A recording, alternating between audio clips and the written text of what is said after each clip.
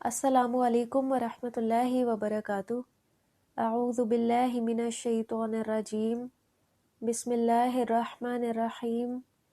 رب اشرح لی صدری ویسر لی امری واحلل عقدۃ من لسانی یفقہوا قولی۔ رب زدنی علما، اللہم فقہنا فی الدین۔ کیا حال ہے آپ سب کا؟ اللہ تعالیٰ آپ سب کو ہمیشہ اپنی رحمتوں اور برکتوں میں رکھیں۔ ہمارا پچھلا لیسن تھا انداز زندگی۔ آج ہم کچھ بات کریں گے کہ کیا انداز زندگی میں خواہشات نفس کا بھی کوئی کردار ہے؟ سب سے پہلے یہ جان لیتے ہیں کہ خواہش کسے کہتے ہیں۔ اپنی طبیعت اور مزاج کے موافق کسی چیز کی طرف میلان کا نام خواہش ہے۔ انسانی بقا کے پیش نظر اس میلان اور خواہش کی تخلیق کی گئی ہے۔ اگر انسان کے اندر کھانے پینے اور نکاح کرنے کا میلان نہ ہو تو انسان ہلاک ہو جائے۔ تو خواہش انسان کو اپنا مقصد اور مراد حاصل کرنے پر آمادہ کرتی ہے۔ اسی لیے کچھ چیزوں کی خواہش اللہ تعالیٰ نے انسان کی فطرت میں رکھ دی ہے، لیکن کچھ احادیث سے ہمیں خواہشات نفس کی مذمت بھی ملتی ہے، اور وہ کب آتی ہے کہ جب خواہشات کا اتباع کرنے والے کسی نفع بخش حد پہ نہیں رکتے۔ تو ہم سے اس بارے میں کیا تقاضا کیا گیا ہے کہ ہم اپنی خواہشات کو نبی صلی اللہ علیہ وسلم کی لائی ہوئی شریعت کے تابع بنائیں۔ اللہ تعالیٰ نے یہ جو باؤنڈری وال مقرر کر دی ہے، ہم اس سے باہر نہ نکلیں، ہم سے یہ تقاضا کیا گیا ہے۔ انسان پھر اپنی ایسی تمام خواہشات کو دبانے کی کوشش کرے جن کا انجام برا ہے، اور اس کا دنیا میں بھی فائدہ ہوگا کہ اذیت ناک انجام والی خواہشات کے چھوڑ دینے کی قوت پیدا ہوگی اندر۔ خواہشات نفس کی مخالفت کرنے سے اللہ کی اطاعت پہ جمنے کی قوت پیدا ہوتی ہے انسان کے اندر۔ اللہ کی رضا والی زندگی گزارنے والوں کو اللہ تعالیٰ ایمان کی ایسی لذت اور مٹھاس عطا فرماتے ہیں کہ جس کے نتیجے میں خواہشات نفس کو ترک کرنا اور گناہوں کو چھوڑ دینا آسان ہو جاتا ہے۔ کچھ چیزوں میں اگر خواہش نفس شامل ہو جائے تو ان میں بگاڑ آ جائے۔ مثال کے طور پہ اگر علم میں خواہش نفس کی ملاوٹ ہو جائے تو بدعت جنم لیتی ہے، اگر زہد میں آمیزش ہو جائے اس کی تو ریاکاری جنم لیتی ہے، اگر فیصلہ کرنے میں اس کی ملاوٹ ہو تو یہ حق تلفی پہ اکساتی ہے، اگر عبادت میں خواہش کی ملاوٹ ہو جائے تو وہ اطاعت اور تقرب کا ذریعہ نہیں رہ جاتی۔ خواہشات کے راستے سے ہی شیطان انسان پر داخل ہوتا ہے اور اس راستے سے دل و دماغ، فکر و نظر اور اعمال و کردار میں بگاڑ پیدا کرتا ہے۔ خواہشات کی اتباع سے توفیق کے دروازے بند ہو جاتے ہیں۔ بہت سے لوگ کہتے ہیں کہ اگر اللہ سبحانہ و تعالیٰ توفیق دیں تو یہ کام کر لیں گے یا ایسا کر گزریں گے، مگر خواہشات کی اتباع کر کے انہوں نے اپنے لیے توفیق کے راستے روک دیے۔ اس کو ایک مثال سے سمجھیں کہ صبح کی نماز کے وقت انسان کا نفس کیا چاہ رہا ہوتا ہے؟ سونا چاہ رہا ہوتا ہے۔ اگر ہم نفس کی مانیں گے تو سوئے رہیں گے، تو کیا ہمیں توفیق ہوگی نماز ادا کرنے کی؟ نہیں۔ ہم اپنے نفس کی مخالفت کر کے جب نماز پڑھنے کے لیے اٹھتے ہیں تو ہمارے اندر نفس کے مقابلے کے لیے ایک قوت پیدا ہوتی ہے جو اگلی نمازوں میں ہمارے لیے نماز ادا کرنا آسان بنا دیتی ہے، اور اس قوت میں ہم مسلسل اضافہ بھی کر سکتے ہیں اللہ کی اطاعت کر کے۔ ہمیں سب سے پہلے اپنی اصلاح کرنی ہوگی، اپنے نفس کو اللہ کی اطاعت اور اللہ کے احکامات کی بجا آوری اور منکرات سے اجتناب کا پابند بنانا ہوگا۔ اللہ سبحانہ و تعالیٰ کو ناراض کرنے والی چیزوں سے اجتناب کرنا ہوگا، اور جہاں ہمارا نفس ہمیں اللہ کی اطاعت سے روکے ہمیں اس کی نہیں ماننی، بلکہ اللہ کے راستے پہ ثابت قدم رہنے اور جمنے کی کوشش کرنی ہے۔ اپنی اصلاح، اپنی تربیت کے ساتھ ساتھ ہمیں گھر والوں کی بھی فکر کرنی ہے اور ان کی اصلاح کی بھی کوشش کرنی ہے۔ جیسے سورہ تحریم میں ہے، یا ایہا الذین آمنوا قوا انفسکم و اہلیکم نارا، اے ایمان والو، تم اپنے آپ کو اور اپنے گھر والوں کو آگ سے بچاؤ۔ ہمارے اوپر گھر والوں کی بھی ذمہ داری ہے کہ جو خیر کی بات ہم تک پہنچے ہم انہیں بھی بتائیں، انہیں بھی بچانے کی فکر کریں، صرف اپنی فکر نہ کریں۔ روز قیامت ہر شخص کا حساب ہوگا۔ کتنا ہی کوئی دعویٰ کرے کہ دوسرے اسے گمراہی میں ڈالنے اور اس کی کوتاہی کے سبب تھے، ہر ایک سے اللہ سبحانہ و تعالیٰ ڈائریکٹ گفتگو کریں گے کہ بتاؤ کیا کمائی کر کے آئے ہو۔ کوئی بھی انسان عیب، کوتاہی اور گناہ سے محفوظ نہیں ہے۔ کرنا کیا ہے پھر؟ ہر انسان خود کو بدلنے پہ قادر ہے، تو اس لیے ہمارے اندر جتنی بھی بری عادات ہیں ان کے مضبوط اور پختہ ہونے سے پہلے اس کا علاج ضروری ہے۔ ہر انسان خود کو زیادہ بہتر جانتا ہے، اپنی کمیوں کوتاہیوں کا علم رکھتا ہے، اس لیے جیسے ہی ہمیں اپنی کسی خطا کا علم ہو تو اللہ کے حضور سچی توبہ کر لینی چاہیے اپنے گناہوں پہ، اور آئندہ وہ غلطی نہ دہرانے کا پختہ عزم اور ارادہ۔ تو یہیں سے پھر انسان کے لیے خیر کے بہت سے دروازے کھلنا شروع ہو جائیں گے انشاءاللہ۔ سچی توبہ کے بعد اپنی اصلاح کر لینے سے ایمان و ہدایت پر ثابت قدمی نصیب ہوتی ہے اور انسان بہت مضبوط ہو جاتا ہے۔ اس کی مثال اس درخت کی مانند ہے کہ جس کی جڑیں جس قدر زمین میں پھیلی ہوں گی، طوفانوں اور ہواؤں کے سامنے اتنا ہی وہ ثابت قدم اور جمع ہوگا۔ تو سچی توبہ کے بعد جو انسان ثابت قدمی سے کام لیتا ہے، اللہ کی اطاعت پہ جمع رہتا ہے، تو وہ بھی پھر اتنا ہی مضبوط ہو جاتا ہے۔ پھر انسان کی بات میں بھی تاثیر پیدا ہو جاتی ہے اور وہ اپنے علم و عمل اور اخلاق میں ممتاز ہو جاتا ہے۔ بہت سارے لوگ اپنی اصلاح چاہتے ہیں کہ ان کی زندگی سیدھی راہ پر آ جائے، ایمان اور تقوی کے اعتبار سے بہترین لوگوں میں ان کا شمار ہو، لیکن ان کی سستی، آرام پرستی، نفس جہاد اور رب سے ملاقات سے بے رغبتی کرنے سے وہ اپنی اصلاح کر نہیں پاتے۔ جس انسان کو جتنا اللہ سبحانہ و تعالیٰ سے ملاقات کرنے کا شوق اور یقین ہوگا، اتنا ہی وہ اس راستے میں آگے بڑھنے کی اور اپنے نفس کے مجاہدے کی کوشش کرے گا۔ اپنا محاسبہ کرنا بہت ضروری ہے کہ انسان اپنا مجاہدہ کرے کہ میرے اندر کون کون سی خراب چیزیں اور عادات ہیں جنہیں میں نے اپنے اندر سے نکالنا ہے۔ اگر ہم اپنے اچھے برے اخلاق کا جائزہ نہیں لیں گے اور اپنی مرضی کے مطابق جو چاہیں گے کریں گے تو کبھی ہمارا اخلاق نہیں سنور سکتا۔ ہمیں اپنی عبادات کا بھی محاسبہ کرنا ہے اور ان کا مقام اور مرتبہ بڑھانے کی ضرورت ہے کہ وہ محض عادت بن کے نہ رہ جائیں۔ ہمیں کوشش کرنی چاہیے کہ ہم جتنی بھی عبادات کرتے ہیں وہ دل اور روح سے ادا کریں، خشوع و خضوع اور صدق و اخلاص سے ادا کریں، تاکہ ہمارے دل اور زندگی میں ایسی تاثیر آ جائے کہ جو پھر ہمارے اعضاء سے بھی ظاہر ہو۔ فرائض کی ادائیگی، برائیوں کا ترک کرنا، نفس سے جہاد کرنا، سنتوں کی پیروی، اللہ کے ساتھ گہرا تعلق پیدا کرنا، آخرت کا یقین، یہ تمام کام بڑے مشکل ہیں، کیونکہ اللہ کے احکامات پر ثابت قدمی اور کمال تزکیے کا حصول یہ تکلیفوں، پریشانیوں اور مشقتوں سے گھرا ہوا ہے یہ راستہ۔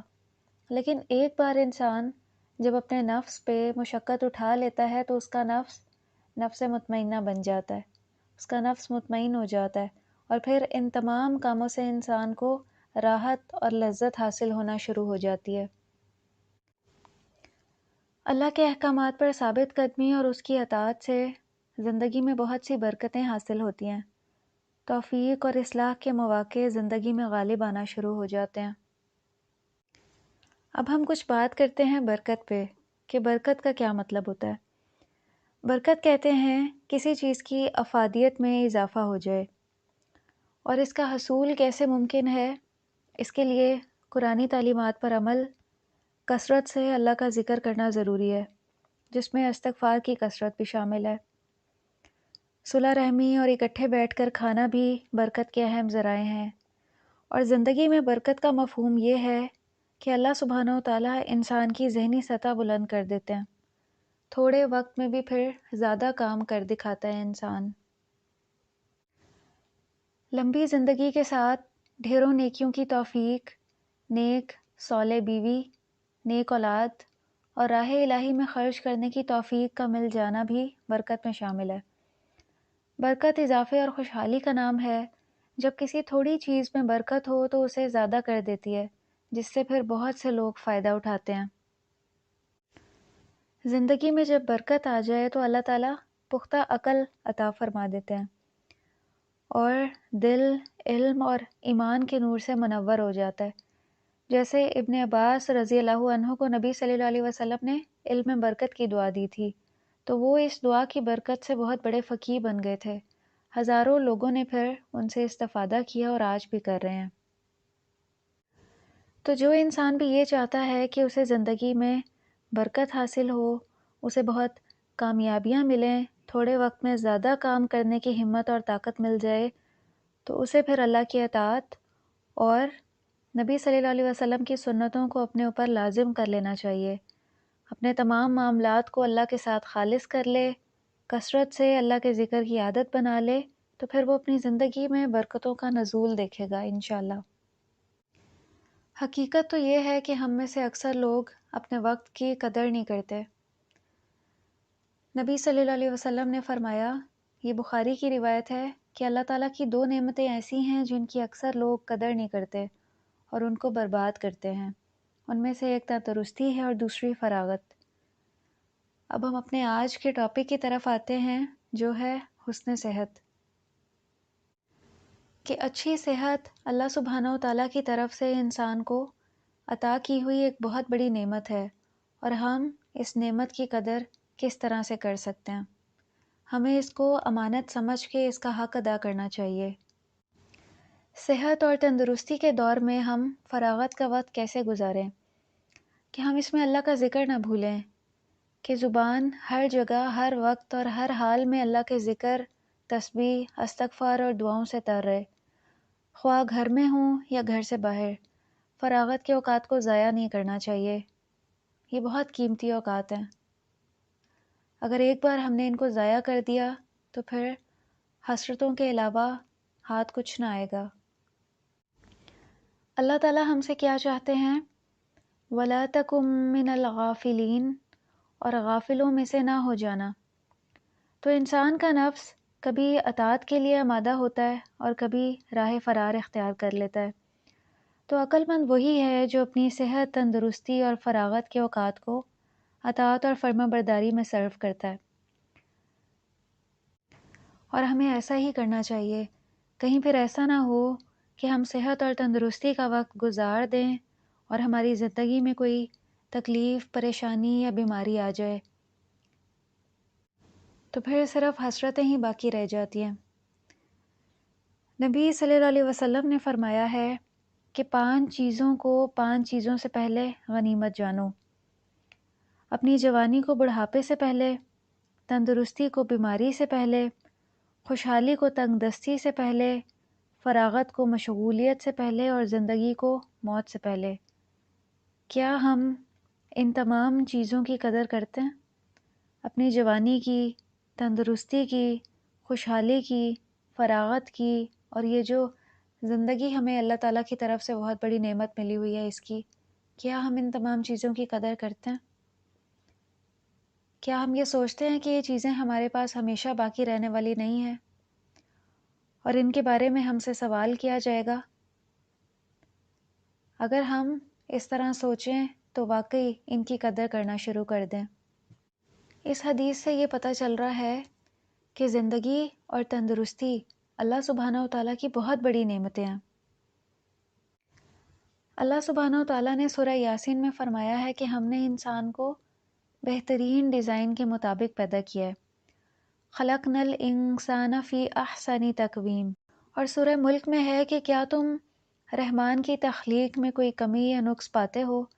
پھر دیکھو اور بار بار دیکھو، کیا کوئی نقص نظر آتا ہے؟ تو پھر سوال یہ پیدا ہوتا ہے کہ جب اللہ سبحانہ و تعالیٰ نے انسان کو احسنی تقویم کے مطابق پیدا کیا ہے، تو پھر وہ بیمار کیوں ہوتا ہے؟ اتنی بیماریاں کیوں ہیں؟ تو اس کا جواب یہ ہے کہ بہت سی بیماریاں انسان کی اپنی پیداوار ہیں۔ صحت کے اصولوں کو فالو نہ کرنا بیماری کو دعوت دیتا ہے۔ اس کے بارے میں ایک ریسرچ دیکھ لیتے ہیں۔ 2007 میں انٹیگریٹڈ ہیلتھ سروسز نے اسلامی نظام صحت کے نام پر ایک سیمینار کرایا، جس میں میڈیکل شعبے سے تعلق رکھنے والے ماہرین کو شرکت کی دعوت دی گئی۔ یہ سیمینار اسلام آباد میں منعقد ہوا۔ اس میں 150 کے قریب ڈاکٹرز اور صحت کے بارے میں سنجیدہ لوگوں نے حصہ لیا، جنہوں نے مختلف پہلوؤں سے اسلام کا جائزہ لیا اور یہ نتیجہ نکالا کہ اگر آج بھی لوگ اسلام کے حفظان صحت کے اصولوں پر عمل کریں تو بہت کم بیمار ہوں، اور جو بیمار ہوں گے وہ بہت تھوڑے خرچ سے صحت یاب ہو جائیں گے۔ ہر انسان کے اندر بیماری کے خلاف لڑنے کی صلاحیت قوت مدافعت کی شکل میں رکھ دی گئی ہے، تو اگر یہ قوت مضبوط ہو تو بیماری انسان پر قابو نہیں پا سکتی۔ تو حسن صحت کا مقصد اس قوت کو بڑھانا ہے۔ انسان میں موجود بہت سی بیماریوں کی وجہ انسان کا ذہنی تناؤ اور ذہنی پریشانی ہے۔ لوگوں کے گناہ اور ان کے لاشعور میں دبی ہوئی خواہشات، لالچ، حسد، خوف، غم، بدگمانی، کینہ، عداوت اور بغض کسی نہ کسی جسمانی بیماری کے روپ میں نمودار ہوتے رہتے ہیں۔ اور ہمارے ہاں آپ دیکھیں کہ ہر شعبے کے ماہر ڈاکٹر موجود ہیں، لیکن جو اسلامی حسن صحت ہے اس کے ڈاکٹرز اور اس کے ماہرین نہیں ملتے۔ حقیقتاً اسلامی نظام صحت کی ابتدا ماں کے پیٹ سے ہوتی ہے۔ ماں کی نیک خواہشات، مثبت سوچ اور عمل صالح بچے کے جینز پر ڈائریکٹ اثر انداز ہوتے ہیں، اور پیدائش کے بعد بچے کی تعلیم و تربیت کے نتائج اس کی صحت پر ساری عمر کے لیے اثرات چھوڑ جاتے ہیں۔ مثلاً اگر ماں بچے کو مدر فیڈ کرواتی ہے اور ماں باپ بچے کو خوش و خرم ماحول دیتے ہیں، برے ماحول سے بچانے کی کوشش کرتے ہیں اور انہیں کیمیکل والی خوراکیں نہیں کھلاتے اور اچھی تربیت کرتے ہیں، تو پھر انشاءاللہ بیماریوں کے خلاف ان کی جسمانی اور روحانی قوت مدافعت بہت مضبوط ہوگی۔ آج کل مائیں اس چیز پر دھیان نہیں دیتی تو پھر اکثر بچے بیمار رہتے ہیں۔ بیماری میں علاج کے ساتھ ساتھ دعا اور ذکر اذکار میں اللہ تعالیٰ نے بڑی قوت رکھ دی ہے، اور بیماریوں سے شفا بھی۔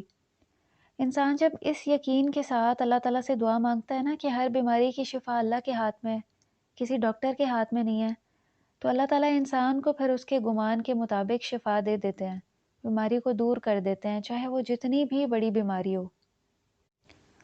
اور انسان پہ بیماری آتی کیوں ہے؟ جب وہ فطرت کی خلاف ورزی کرتا ہے۔ جب بھی انسان فطرت سے روگردانی کرے گا اس کو پریشانی کا سامنا کرنا پڑے گا۔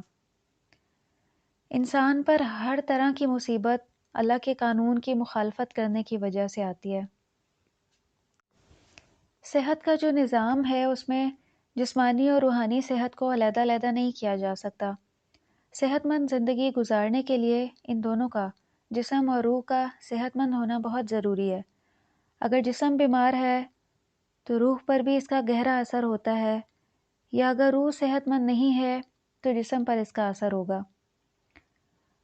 تو اسلام فطری دین ہے جس کا مقصد انسان کی جسمانی اور روحانی فلاح ہے۔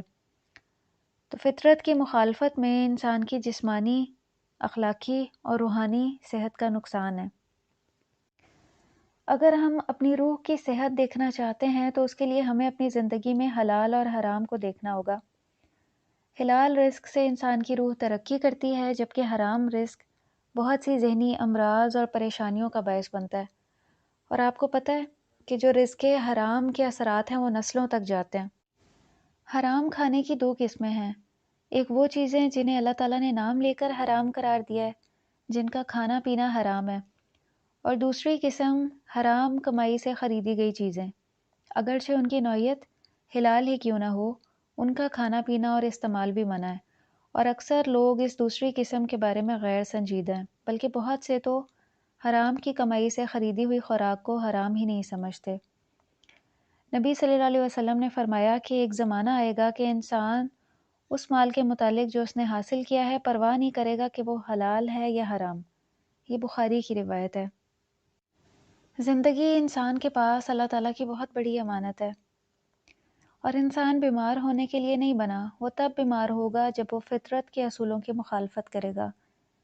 تو اس لیے اچھی جسمانی اور روحانی صحت کا دار و مدار کس چیز پہ ہے کہ انسان مطمئن اور سادہ زندگی گزارے، رزق حلال کمائے اور اپنے بچوں کو بھی رزق حلال کھلائے۔ اس میں اللہ تعالیٰ نے برکت رکھی ہے، اللہ تعالیٰ نے حرام کی کمائی میں برکت نہیں رکھی۔ جو کچھ بھی ہم کھاتے پیتے ہیں اس کا اثر ہمارے اخلاق پر بھی پڑتا ہے۔ حرام کھانا پینا جسمانی، روحانی اور اخلاقی صحت کے لیے زہر کی مانند ہے۔ ایک اور چیز جو اچھی صحت کے راستے میں رکاوٹ ہے اور وہ ہے لذت اور ذائقے کے لیے کھانا، اور آج کل اس کا بہت زیادہ رجحان ہو گیا ہے۔ ایسی ناقص اشیاء کھائی جا رہی ہیں کہ جن میں شوگر اور سالٹ کا لیول بہت زیادہ ہوتا ہے، جو انسانی ضرورت ہے روزانہ کی اس سے بہت زیادہ۔ ٹن پیک فوڈز اور گھر کا کھانا چھوڑ کر باہر کے کھانوں کی طرف بہت زیادہ رجحان ہو جانا، تو یہ تمام چیزیں کیا ہیں؟ یہ انسان کی صحت کو نقصان دے رہی ہیں اور یہ بیماری کا باعث ہے۔ کھانے پینے میں سادگی اختیار کی جانی چاہیے اور خوراک ضرورت سے زیادہ نہ کھائی جائے، ورنہ پھر وہ ٹھیک سے ہضم نہیں ہوگی۔ تو کھانے میں اسراف اور بخل دونوں ناپسندیدہ ہیں۔ بخیل انسان کیا کرتا ہے کہ وہ عمدہ کھانا چھوڑ کر سستی چیزوں کی طرف راغب ہو جاتا ہے۔ وہ دعوت دینے والوں میں سے نہیں ہوتا بلکہ دوسروں کے دسترخوان کی طرف لپکتا ہے۔ اگلی چیز ہے زیادہ کھانا یا ہر وقت کھاتے رہنا۔ یہ صحت کے لیے بہت نقصان دہ ہے۔ جب بھی ہم کچھ کھاتے ہیں تو کچھ گھنٹوں بعد جسم اس خوراک کو ہضم کر کے توانائی میں تبدیل کر دیتا ہے، لیکن اگر انسان حد سے زیادہ کھائے تو جسم کا اندرونی نظام اس کو ٹھیک طرح ہضم نہیں کر پاتا، اور یہ چیز پھر مختلف بیماریوں کا سبب بنتی ہے۔ تو زیادہ کھانے کی عادت ترک کرنا ہوگی۔ پھر صفائی بہت اہم ہے۔ اسلام صفائی اور طہارت پر بڑا زور دیتا ہے۔ تو کھانا کھانے سے پہلے ہاتھ دھونے چاہیے، اور اسی طرح کھانے کے بعد کلی کرنا مسنون عمل ہے، اور صحت کے لحاظ سے بھی یہ بہت اہم چیز ہے۔ کھانا بسم اللہ پڑھ کے شروع کریں، اور اس سے کھانے میں برکت ہوتی ہے اور صحت بھی بہتر ہوتی ہے۔ اگر کھانے پر اللہ کا نام نہ لیا جائے تو شیطان اس کھانے کو اپنے لیے حلال سمجھتا ہے۔ یہ مسلم کی روایت ہے۔ تو اللہ کا نام لے کر کھانا شروع کرنے سے اس میں برکت ہوتی ہے، یعنی جتنا کھانا موجود ہو کھانے والے اسے کھا کر مطمئن ہو جاتے ہیں۔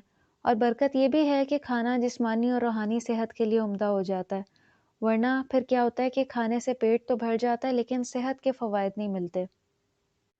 پھر اسی طرح آج کل کھڑے ہو کر کھانے پینے کا رجحان بہت بڑا ہے، جبکہ نبی صلی اللہ علیہ وسلم نے بیٹھ کر کھانے پینے کی تعلیم دی ہے۔ کھڑے ہو کر کھانا صحت کے لیے مناسب نہیں ہے، اور سکون ویسے بیٹھ کر کھانے سے ہی ملتا ہے۔ بیٹھ کر کھانا صحت ہے۔ کھڑے ہو کر کھانے کا نقصان یہ ہے کہ انسان پھر کچھ عجلت میں کھاتا ہے، اور اس تیزی کے نتیجے میں انسان کئی بار زیادہ بھی کھا لیتا ہے، اور پھر اس کا نتیجہ یہ ہوتا ہے کہ جو خوراک ہم کھاتے ہیں ہمارے سسٹم میں سے بہت جلدی سے گزر جاتی ہے، تو ہم اپنے اس کھانے سے پھر اس طرح فائدہ نہیں اٹھا پاتے جس طرح اٹھانا چاہیے، اور اس طرح صحت خراب ہو جاتی ہے۔ تو اس کے مقابلے میں انسان جب بیٹھ کر کھاتا ہے تو سکون سے کھاتا ہے۔ جب ہم سکون سے بیٹھ کر کھاتے ہیں اور ہمارا دھیان اس چیز پر ہوتا ہے کہ ہم کیا کھا رہے ہیں، کتنا کھا رہے ہیں، تو اس طرح کا کھایا ہوا صحت کے لیے زیادہ بہتر ہے، زیادہ فائدہ دیتا ہے انسان کو۔ تو کھانے میں بالکل بھی جلدی نہیں کرنی چاہیے، بلکہ کھانا تسلی سے بیٹھ کر کھانا چاہیے۔ جلدی جلدی نگلنے سے کھانا سانس کی نالی میں بھی جا سکتا ہے۔ اس کے علاوہ کھانے کے ساتھ ہوا بھی معدے میں داخل ہو جاتی ہے، جو کہ ڈسپیپسیا کا موجب بنتی ہے، یعنی معدے میں گیس اکٹھی ہو کر تکلیف دے سکتی ہے، اور ویسے بھی عجلت شیطانی وصف ہے۔ اور جلدی جلدی کھانا کھانے سے نظام ہضم بھی خراب ہو جاتا ہے، اس پر برا اثر پڑتا ہے، کیونکہ جب ہم صحیح طرح سے کھانے کو چباتے نہیں ہیں تو ہمارے معدے کو زیادہ محنت کرنی پڑتی ہے اس کو چھوٹے حصوں میں ڈیوائڈ کرنے کے لیے۔ یہ کام سٹمک ایسڈ کرتا ہے کہ وہ کھانے کو بریک ڈاؤن کرتا ہے اور نیوٹرینٹس کو ایبزارب کرنے میں مدد کرتا ہے۔ تو ہمیں اپنے دانتوں سے صحیح کام لینا چاہیے تاکہ ہمارے معدے کو زیادہ کام نہ کرنا پڑے، زیادہ ایفرٹ نہ لگانی پڑے اس کھانے کو ہضم کرنے کے لیے۔ جیسے جیسے زندگی تیز ہوتی جا رہی ہے، جلدی کھانے کی عادتیں بھی زوروں پر ہیں، تو اس لیے چھوٹے چھوٹے لقموں سے کھائیں اور کھانے کو خوب اچھی طرح سے چبا کر کھائیں۔ اسی طرح پیتے وقت اس میں پھونک مارنے سے بھی منع فرمایا گیا ہے، یہ ترمذی کی روایت ہے۔ اور پھونک مارنا اس لیے بھی منع ہے کہ بہت سی بیماریاں ایسے ہی پھیلتی ہیں، اور آج کل آپ اس کو بخوبی سمجھ سکتے ہیں کرونا وائرس سے کہ یہ بھی سانس کے ذریعے پھیلتا ہے۔ نبی صلی اللہ علیہ وسلم کے دور میں سائنسی وجوہات تو معلوم نہیں تھیں، لیکن وحی الہی سے آپ نے انسانیت کی صحیح سمت کی طرف رہنمائی فرما دی۔ اسی طرح تکیہ لگا کر کھانا، تکیہ لگا کر یا لیٹ کر کھانا کاہلی اور سستی کی علامت ہے، اور یہ رواج بھی بڑھتا جا رہا ہے۔ نبی صلی اللہ علیہ وسلم کا ارشاد ہے، بخاری کی روایت ہے کہ میں تکیہ لگا کر نہیں کھاتا۔ نبی صلی اللہ علیہ وسلم کو کبھی ٹیک لگا کر کھاتے نہیں دیکھا گیا، اور ٹیک لگا کر یا تکیہ لگا کر کھانے سے جو ہماری چھوٹی آنت ہے اس پر پریشر پڑ سکتا ہے، اور اس سے پھر نظام ہضم سست پڑ جاتا ہے، جس سے پھر ہاضمے پر بھی اثر ہوتا ہے، تو اس سے پرہیز کرنا چاہیے۔ اسی طرح زیادہ گرم کھانا، آپ صلی اللہ علیہ وسلم بہت گرم کھانا نہیں کھاتے تھے بلکہ اسے تھوڑا ٹھنڈا ہونے دیتے پھر تناول فرماتے، اور نبی صلی اللہ علیہ وسلم کا فرمان ہے کہ کھانا ٹھنڈا کر کے کھاؤ، اس میں برکت زیادہ آتی ہے۔